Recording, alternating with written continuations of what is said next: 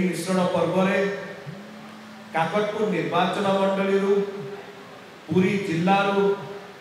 जड़े विशिष्ट व्यक्ति जे पूर्वतन माननीय विधायक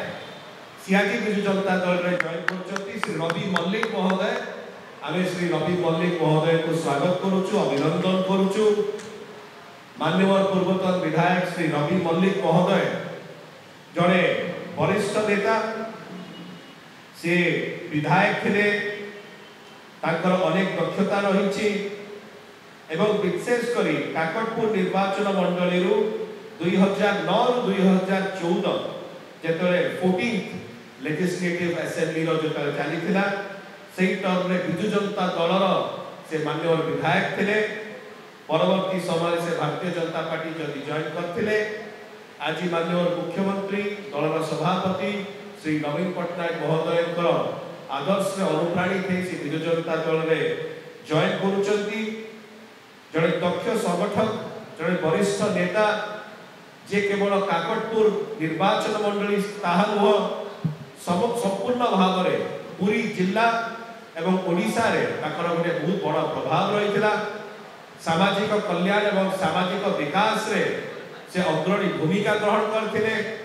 काकटपुर निर्वाचन मंडली विकास से अनेक उन्नयनमूलक कार्य करथिले। 2009 रु 2014 मध्य 5 वर्ष मध्य काकटपुर जनसाधारण हृदय से स्थान बनईथिले एवं दशंधि धरी से समाज सेवा और लोकों सेवा रे नियोजित रही रवि मल्लिक महोदय को आम स्वागत करुचु अभिनंदन करुचु। एवं आज विजु जनता दल सम्मिलित होता बेले माननीय पूर्वतन विधायक श्री रवि मल्लिक महोदय को आम हृदय सहित स्वागत करुचु अभिनंदन करुचु। ताकर सहित अनेक नेतृमंडली शताधिक समर्थक आज जॉइन कर विजु जनता दल में मंच उपरे ताकर 2 जन वरिष्ठ नेता अछंती श्री जोगेंद्र पाढ़ी महोदय जे सभापति भारतीय जनता पार्टी मंडल सभापति काकटपुर निर्वाचन मंडली काकटपुर मंडल आम श्री जोगेंद्र पाढ़ी महोदय को स्वागत करुचु धन्यवाद अर्पण करुचु। जे भारतीय जनता पार्टी पूरी जिला एग्जीक्यूटिव मेंबर थे आम सुबोध बाबू को स्वागत करुचु एवं ताकर सहित ए समस्त नेतृमंडली सहित भारतीय जनता पार्टी को परित्याग करके आसिथिबा शताधिक समर्थक श्री रवि मल्लिक महोदय आम समस्त को दल तरफ स्वागत करुचु। आज रवि बाबूंकर मिश्रण द्वारा विजु जनता दल केवल जे काकटपुर निर्वाचन मंडल में सशक्त नुह संपूर्ण पूरी जिले में आहरी सशक्त एवं विशेषकर 2024 साल निर्वाचन में गोटे वार्ता जाउची जे काकटपुर निर्वाचन मंडली रे विजु जनता दल बहु मार्जिन रे जययुक्त हब एवं पूरी लोकसभा आसन रे मध्य विजु जनता दल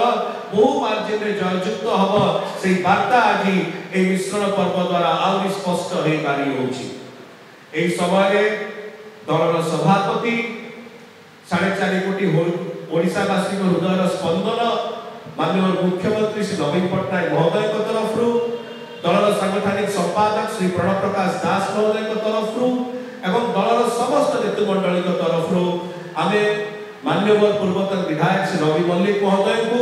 एवं समस्त साथी नेतृमंडली को दल मध्य विधिवत भाव स्वागत करुचु एवं अभिनंदन जनाऊचु एवं यही समय दलीय उत्तरीय